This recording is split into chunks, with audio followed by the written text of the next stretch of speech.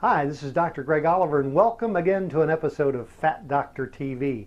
Hope you're doing well this summer, hope you're losing some weight, and hope you're getting healthier. Today I want to talk about your metabolism. So, what exactly is that? We get people in our office all the time who say, Doc, my metabolism is too slow, or it's too low. Now, is that really true, or are we just imagining that our metabolism is low? Well, the truth is that people have different metabolisms. I see some patients who are about that big around. They're jumpy, their legs are moving all the time, they can't sit still, and it's not a disease process. They just have what I call a very high energy personality. They were probably born that way. They get a lot of things done, they talk a lot, they just keep moving. You probably know people like that. And they can eat quite a bit of food and stay thin. Then there are those people we all know that have these very sluggish metabolisms, and they kind of sit around a lot, they move very slowly, they talk very slowly, and they are low energy people and probably do have a slightly lower metabolic rate than other people. But on average, most of us have a fairly stable metabolic rate. There are medical problems that can cause metabolic changes, such as our thyroid. But what can you do to raise your metabolic rate? There are several things that you can do. Number one, exercise. Exercise on a consistent, regular basis will raise your metabolism. Now, you have to do it consistently, but it increases body temperature, it increases metabolism, and if you do it regularly, you will have a higher metabolic set point.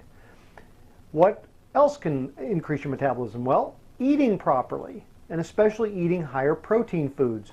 If you eat protein, it takes a lot more energy to burn that protein up or to convert it into your fuel called glucose. Whereas if you eat simple carbohydrates, sugars, sweets, things like that, they're converted very quickly and they take less energy and they keep your metabolism down. So eating more protein in your diet will raise your metabolic rate.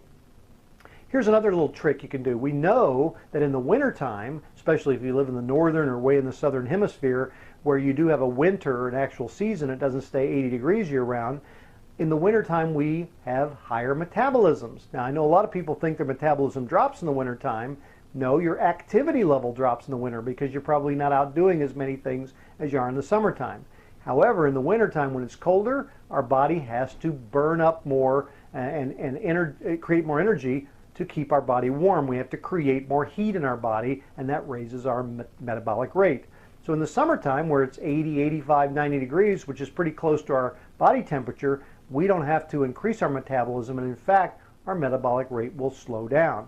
So it's more important in the summertime that you get more activity to burn up those extra calories as well as to increase your metabolic rate. And in the summertime, a little trick also is to drink cold drinks or put ice in all your drinks, including your water, because when the ice gets in your digestive tract, it chills down your digestive tract. Your body in return will increase its metabolic rate to help to keep the body warm.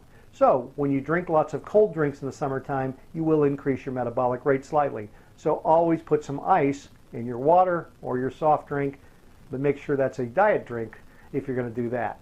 So those are some tricks and some ways you can increase your metabolism. A little lesson on metabolism today. If you have any questions about that, contact us here at Fat Doctor TV. And until I see you next time, have a great time, and I hope to see less of you when we get back together. This is Dr. Greg Oliver again at Fat Doctor TV. So long for now.